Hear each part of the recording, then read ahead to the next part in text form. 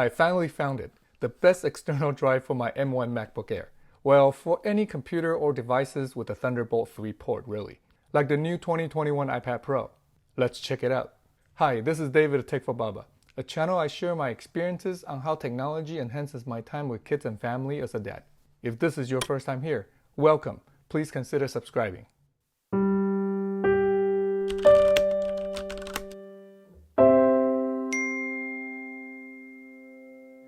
In today's video, let's look at the Sabrent Rocket Xtrm-Q external SSD, its cost, construction, and performance.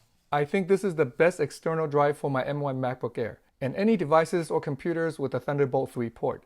The Sabrent Rocket Xtrm-Q is the cheapest Thunderbolt 3 external drive on the market. I got this 2TB model for $360 US. That's still $175 cheaper than a Samsung X5 2TB, which had just dropped to $535 lately. It's also much cheaper than buying more internal storage from Apple. For example, on the new M1 MacBook Air, which starts at $999, it costs $800 more to go from 256 GB to 2 TB of internal storage. At this street price, the Rocket Xtrm-Q is only about $50 more than the Samsung T7, and it transfers data 3 or 4 times faster, which we'll see later in this video. The Rocket Xtrm-Q comes in this nice metal box. Inside the box,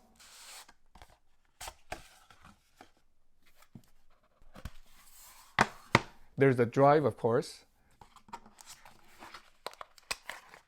and 2 cables, a rather long 16-inch Thunderbolt 3 cable, and a USB Type-A to Type-C cable.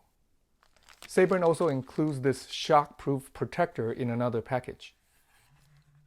Let's look at the drive in more detail. The first thing I noticed when I pick up the drive is it's very solid and it has a good weight.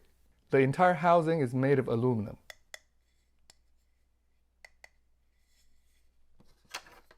It's about 4 inches long by 1 3/4 inches wide and 1/2 inch thick. Here it is compared to the Samsung T7. It's narrower, a little longer, and thicker. It's still small enough to fit easily into a pocket or slip into a bag. It has a dark gray color, almost black. It's very simple and sleek with a Sabrent logo and a Thunderbolt logo on the top. On the bottom, there's a label with model info, and it's made in Taiwan.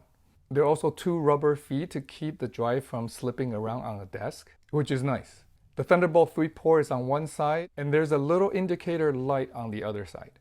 The shockproof protector, which comes in a different package, is included in the price. It's basically a rubber case that slips over the drive for added protection. There are cutouts for the Thunderbolt logo and on the sides for venting. It makes the drive easier to grab. Overall, a very robust design. So how does it perform? Here I have it connected directly to my M1 MacBook Air. With Blackmagic speed test, I get about 2283 megabytes per second write and 2629 megabytes per second read. The drive is very fast. As expected, this is much faster than what I can get with the Samsung T7, which is just about 651 megabytes per second write and 656 megabytes per second read when it's directly connected to the M1 MacBook Air. That's more than 3.5 times faster in writes and 4 times faster in reads. And this Sabrent drive has another trick up its sleeve. To achieve this fast transfer speed, fast drives like these usually use a small and more expensive SLC cache. Many Thunderbolt 3 drives today come with around 24 to 48 gigabytes of SLC cache. This means when files larger than 48 gigabytes are transferred, the SLC cache will fill up and the transfer speed will drop dramatically. Having more SLC cache will allow more data to be copied at once at this faster transfer speed. I tried writing and reading a 64 gigabyte 4K video file back and forth with AJA system tests a few times on this drive. The transfer speed did not slow down at all because the Xtrm-Q has a huge SLC cache.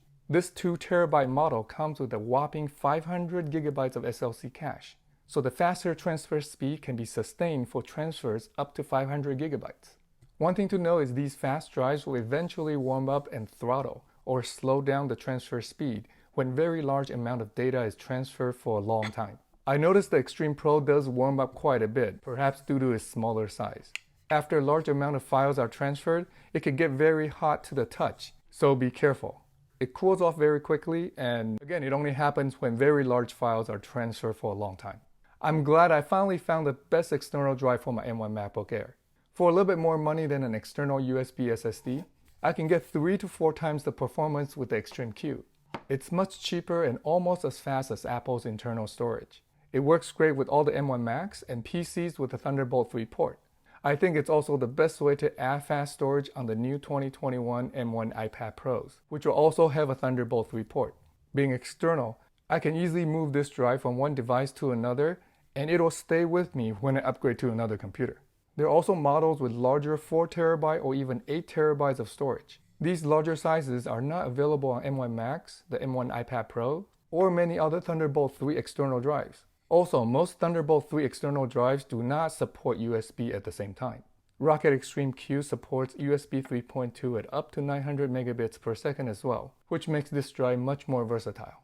If your device only have USB ports, or you don't need the fast Thunderbolt 3 transfer speed, check out one of my other videos on USB external drives like the Samsung T7, this tiny Sabrent Rocket Nano, or a couple even faster and cheaper drives I put together with USB external enclosures. These USB SSDs are all a little bit cheaper and more portable. However, if you're looking for a Thunderbolt 3 drive with fast transfer speed at a very reasonable price, I think this is it. The Sabrent Rocket Xtrm-Q 2TB is the best bang for the buck external drive these days. I'll put a link to this drive in the description below. I highly recommend checking it out. Now, if I can only find a tech gadget to edit my overflowing pictures and footage I have on these drives for me, life will be great. Thanks for watching. If you find this video helpful, please help me by smashing the like button and share it with your friends. What external SSDs have you tried? Have you found one even better? I'd love to hear which is your favorite in the comments below. If you want to see more videos on how technology can enhance our life with kids and family, please subscribe and turn on the bell to be notified when I put out my next video. I'll see you in the next one. Until then, cherish each moment.